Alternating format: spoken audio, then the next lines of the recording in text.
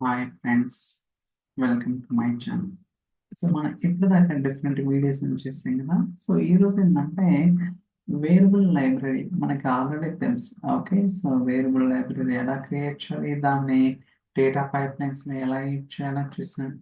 But deployment పైప్లైన్స్లో ఎలా use చేయాలి, ఎందుకంటే మనం ఒక పైప్లైన్ డిజైన్ చేసిన తర్వాత జనరల్గా డెవలప్మెంట్, టెస్ట్, యూఏటి, ప్రొడక్షన్ ఇలా మల్టిపుల్ స్టేజెస్ ఉంటాయి కదా.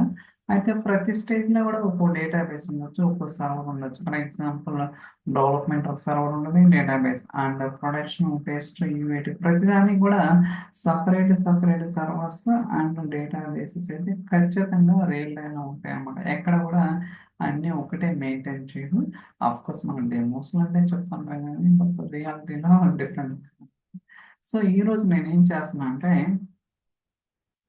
ఓకే, సో మీరు ఇక్కడ చూస్తున్నారు కదా, సర్వర్ ఒకటే, డేటాబేస్లో మూడు అనమాట. ఇది వచ్చేసరికి POC అనేది డెవలప్మెంట్ అండ్ సినాప్స్ డెమో అనేది టెస్ట్, గుర్తుంచుకోండి. ప్రొడక్షన్ వచ్చేసరికి టెస్ట్ డెమో. ఓకే, మీరు డేటా కూడా చూసినట్టయితే సారీ, ఓకే, సో డెవలప్మెంట్లో 3 రికార్డ్స్ ఉన్నాయి, 10 ఇలా వెంకట రమేష్ సురేష్. ఇది డెవలప్మెంట్ సర్వర్ యొక్క డేటాబేస్. అండ్ సో టెస్ట్ వచ్చేసరికి ఇక్కడ చూడొచ్చు, టెస్ట్ ఓన్లీ ఒక రికార్డు మాత్రమే ఉందన్నమాట, అది టెస్ట్ అని ఉంది. అండ్ ప్రొడక్షన్కి వచ్చేసరికి చూద్దాం, ఓన్లీ ప్రొడక్షన్ ఉంటుంది. గుర్తుంచుకోండి, ప్రొడక్షన్, టెస్ట్కి టెస్ట్, డెవలప్మెంట్కి ఈ డేటా ఉందన్నమాట. ఇప్పుడు ఈవెన్ ద ఒక సర్వర్ అయినా సరే మనకు డేటా బేసెస్ డిఫరెంట్ అనమాట. ఓకే, సో గుర్తుంది కదా. Okay, let's come to the point. ఇప్పుడు నేను ఫస్ట్ ఒక వేరియబుల్ లైబ్రరీ క్రియేట్ చేశాను. ఇక్కడ చూడొచ్చు. సో డేటాబేస్ ఏంటిది, టైప్ ఏంటిది, default values. Okay, so development, test environment, production. So అన్నిటి కూడా ఆల్టర్నేట్ వాల్యూస్ అనేది సెట్ చేశాను అనమాట. చూసారు కదా, POC, synapse demo, test demo, ఇలా మనకి 3 డేటాబేసెస్ని ప్రాపర్గా కాన్ఫిగర్ చేసి సేవ్ చేశాను. ఓకే, సో దాని తర్వాత ఏం చేశానంటే,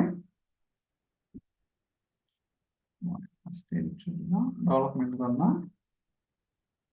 on premises SQL server.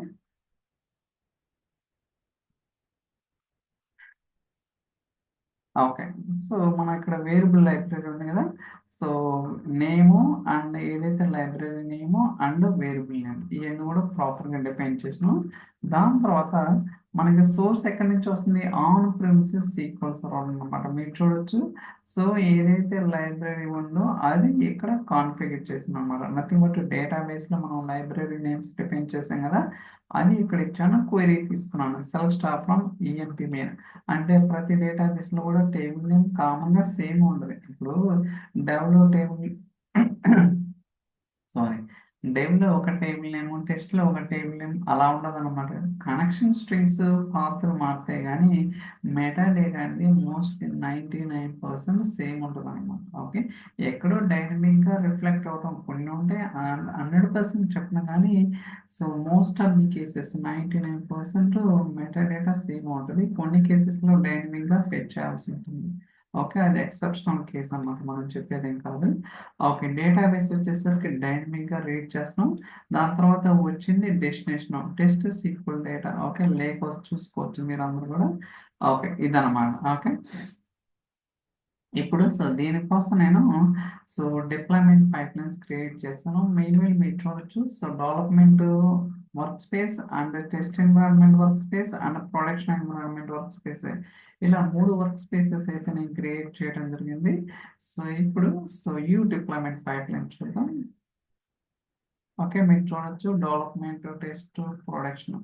Okay, ఇప్పుడు డెవలప్మెంట్లో ఏదైతే మనం ఒక డేటా పైప్లైన్, ఒక వేరియబుల్ లైబ్రరీ రెండు క్రియేట్ చేసాం కదా, వాటిని టెస్ట్ ఎన్విరాన్మెంట్కి, ప్రొడక్షన్ ఎన్విరాన్మెంట్కి మూవ్ చేసాం అన్నమాట. చూడొచ్చు, సేమ్ ఏదో సోర్స్ అంటే ఇంతకు ముందు ఏదైతే ఉందో సేమ్ అదే ఉందని చెప్తుంది. ఏదైనా చేంజెస్ ఉంటే ఆ చేంజెస్ అనేది రిఫ్లెక్ట్ అవుతాయి.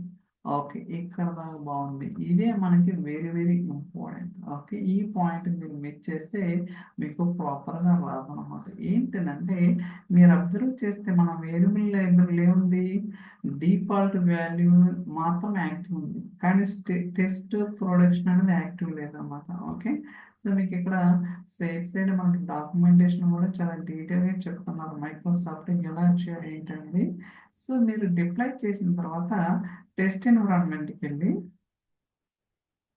సో వేరియబుల్ లైబ్రరీ ఓపెన్ చేసి అది యాక్టివ్ చేసుకోవాలి. ఓకే. సో డెవలప్మెంట్‌లో ఇది యాక్టివ్ ఉంటుంది. బట్ టెస్ట్ ఎన్విరాన్మెంట్ చేసిన తర్వాత అక్కడికెళ్ళి ఆ వేరియబుల్ లైబ్రరీని యాక్టివ్ చేసుకోవాలి. కానీ ఇక్కడ చూస్తే ప్రొడక్షన్ ఉండదు. డెవలప్మెంట్ ఉండదు. ఓన్లీ టెస్ట్ ఉంటుంది. ఎందుకంటే ఇది టెస్ట్ ఎన్విరాన్మెంట్ కాబట్టి. ఓకే. నేను బ్యాక్ వెళ్తున్నాను. సో డిప్లాయ్‌మెంట్ పైప్‌లైన్స్ మళ్ళీ ప్రొడక్షన్‌కి రావాలి. ఓకే. సో ప్రొడక్షన్‌కి వచ్చి మళ్ళీ వేరియబుల్ లైబ్రరీ ఓపెన్ చేసి ఇక్కడ చూడండి ఏముంది? ప్రొడక్షన్ యాక్టివ్ ఉంది. ఓకే. ఈ స్టెప్ మీరు ఏమాత్రం మిస్ చేసినా సరే థాట్స్ ఇట్. ఓకే. సో మనకి వర్క్ అనేది ప్రాపర్‌గా అవ్వదు. ఓకే. సో అర్థమైంది కదా! Super so good. ఓకే. ఇప్పుడు మీకు టేబుల్ కూడా మీకు చూపిస్తాను. చూడండి రన్ చేస్తున్నాను. టెస్ట్ ఎస్‌క్యూఎల్ డేటా కదా! నో డేటా అవైలబుల్ అనమాట. Okay. As of now data అనేది లేదు. ఇప్పుడు నేను 3 ఎన్విరాన్మెంట్స్ డెవలప్‌మెంట్, టెస్ట్, ప్రొడక్షన్ మూడిట్లో కూడా ఈ డేటా పైప్‌లైన్ రన్ చేస్తున్నాను. సో డెవలప్‌మెంట్‌లో రన్ చేసినప్పుడు దానికి రెస్పెక్టివ్ డేటా రావాలి. టెస్ట్‌లో రన్ చేస్తే దానికి రెస్పెక్టివ్ డేటా, ప్రొడక్షన్‌లో రన్ చేస్తే దానికి రెస్పెక్టివ్ డేటా. అంటే ఒక్కో ఎన్విరాన్మెంట్‌లో దానికి సంబంధించిన డేటా మాత్రమే రావాలి గానీ అన్నిటికి సేమ్ రాకూడదు. అదే కదా మన concept. Okay. Let's try. Of course నేను ఆల్రెడీ టెస్ట్ చేశానండి రియాక్షన్. రన్.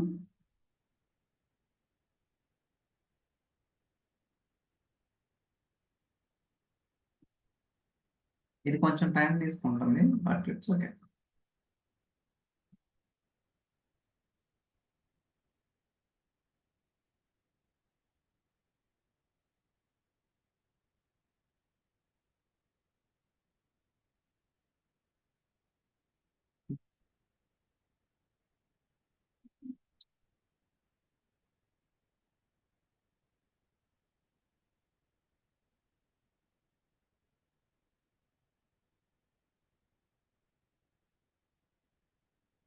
ఓకే.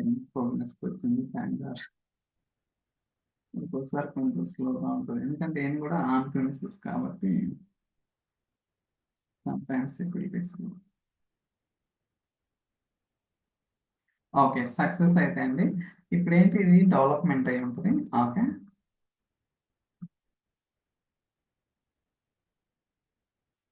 చూడండి. సో వెంకట్, రమేష్, సురేష్ మీకు ఆల్రెడీ చెప్పాను డెవలప్‌మెంట్‌లో ఉంటాయి. వెంకట్, సురేష్, రమేష్. ఓకే. గుడ్. ఇప్పుడు నేను టెస్ట్‌కెళ్తాను. Test environment. చూడండి ఇక్కడ టెస్ట్ ఎన్విరాన్మెంట్ ఉంది. On premises SQL server.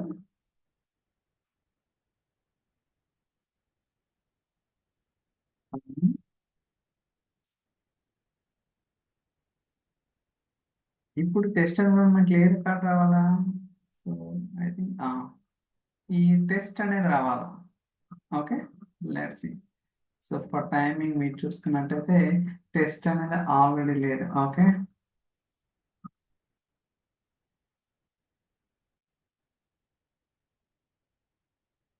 Okay. Success.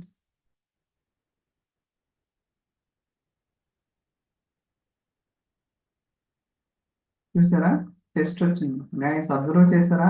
నేను టెస్ట్ ఎన్విరాన్మెంట్ నుంచి రన్ చేశాను కాబట్టి టెస్ట్ డేటాబేస్లో ఏదైతే డేటా ఉందో ఆ పర్టికులర్ టేబుల్కి ఆ డేటా పుల్ చేసింది. ఓకే. ఇప్పుడు ప్రొడక్షన్కి వెళ్తున్నాను. చూడండి ప్రొడక్షన్ ఎన్విరాన్మెంట్ ఓపెన్ చేస్తున్నాను. సో ప్రొడక్షన్ ఏముంటది? సో ప్రొడక్షన్ ఉంటుంది. ఓకే. మీరు కావాలంటే చూసుకోవచ్చు. సో ప్రొడక్షన్ ఉంది కదా ఈ రికార్డ్ రావాలి. Okay. Let's try.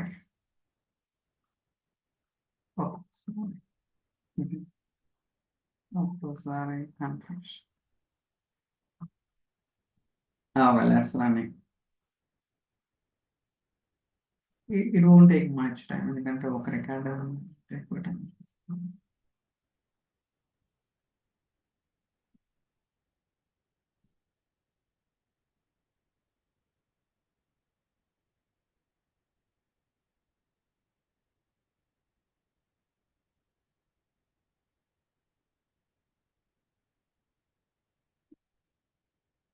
Okay, still queued status.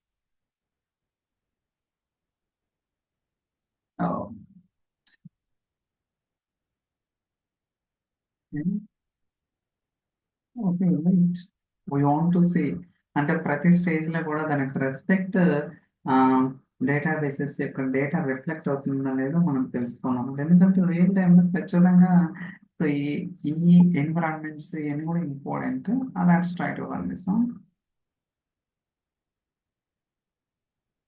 చూస్తారు కదా.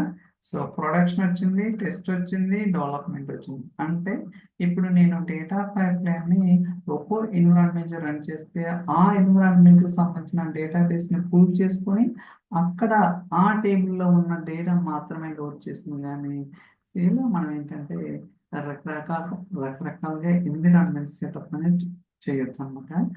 మోస్ట్ ఇంపార్టెంట్ ఏంటంటే డిప్లాయ్మెంట్ చేసిన తర్వాత ఆ రెస్పెక్ట్ ఎన్విరాన్మెంట్ కి వెళ్ళి అక్కడ ఆ వేరియబుల్ వాల్యూ సెట్ ని యాక్టివేట్ చేసుకోవాలి. ఆ ఒక్క స్టెప్ నేను ఇనిషియల్ గా టెస్ట్ చేసేటప్పుడు నాకు అర్థం నేను ఒక 40 minutes టైం స్పెండ్ చేసి ఏంటి వర్క్ అవ్వదు. సో దాని తర్వాత డాక్యుమెంటేషన్కి వెళ్ళి ఏంటి ఎక్కడ మిస్టేక్ చేశానని 1-2 సార్లు చెక్ చేస్తే అప్పుడు నేను రియలైజ్ అయ్యాను అనమాట మనం ఏ మిస్టేక్ చేసామంటే. ఓకే, ఇనిషియల్ గా కొత్తగా వచ్చినప్పుడు చాలా టైం పడుతుంది అనమాట, మీకు ఇవన్నీ తెలియదు బ్యాక్గ్రౌండ్ లో. So okay, so it's okay. Yeah, I think మీరు కూడా ట్రై చేయండి. ఖచ్చితంగా మీకు ఒక ఐడియా రావడానికి అవకాశం అయితే ఉంటుంది అనమాట. So thank you so much for watching. Catch next. Bye bye.